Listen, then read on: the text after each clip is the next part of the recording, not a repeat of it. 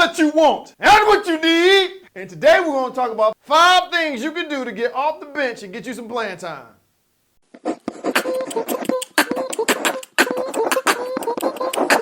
Hoop loud. I know it's tough. You've been inviting your mom, your dad, kinfolk and them coming to your games. You will never get in. You never get in. The only time you get in is doing warm-ups and when it's time to exit the doggone floor. That's it. Today I'm going to give you 5 things you can do to get off the bench and into the game.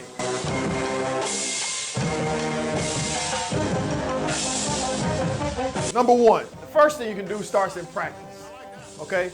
In practice. No matter what's going on in practice, it's your job to get as many reps as possible. I don't care if you're tired, force yourself to get in the drill over and over again. You should never be at the back of anybody's line in practice. You should always be at the front of the line trying to get in more reps, okay?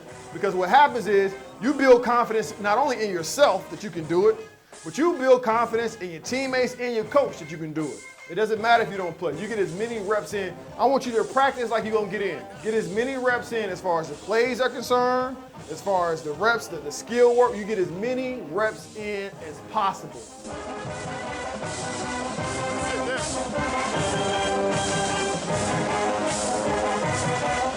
Number 2, be enthusiastic on the bench, but not silly. Dig? Enthusiastic, passionate, but not silly. I don't want to see you carrying the fish off or tap dancing, being goofy. Don't do that. But as far as getting up and clapping it up that somebody scored, being enthusiastic, just like if you had scored, that's different. But be enthusiastic, be positive, be passionate when your teammates are doing well. Root them on. Let them know what's going on the floor. You got help side defense behind you. Guys come in baseline. Watch the short corner. See the elbow. You can see all this stuff. They may not be able to see that stuff. Be their eyes and ears. The worst thing ever is to see somebody on the bench that has a demeanor that they're mad they're on the bench. They're over there like, be positive, regardless if you're playing or not. Be positive.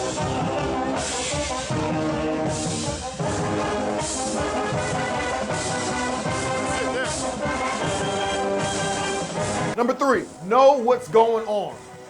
Can't stress this enough. I don't know how many times I see somebody get in the game, they don't know who they're guarding, they don't know the foul situation, they don't know scoring time, they don't know the plays. Do you know the plays? If you don't know the plays, you're a liability. You should know the plays. How you complaining about playing time, you don't know the freaking plays? You should know the plays, okay? So understand that. You need to know these things before you get in. Before you start begging for playing time, make sure you know the answers of those questions before you ask for any playing time.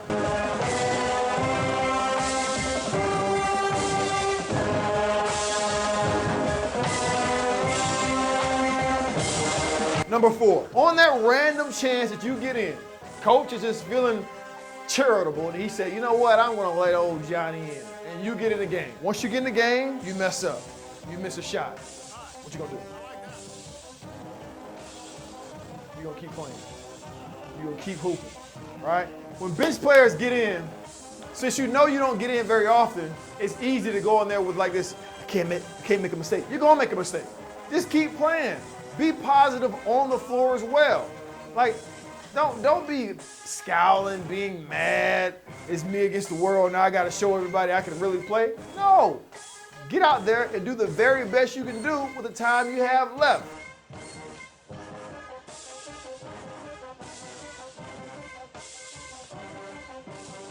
Number 5, the 5th thing.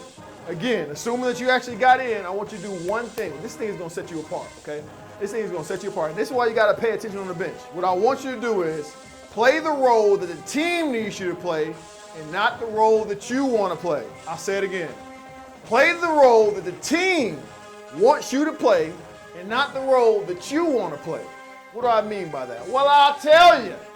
What I mean is this. I know you've been working on your range because Steph Curry and gassed you up in the summertime and you can shoot from half court. I know you've been working on your Chris Paul crossover.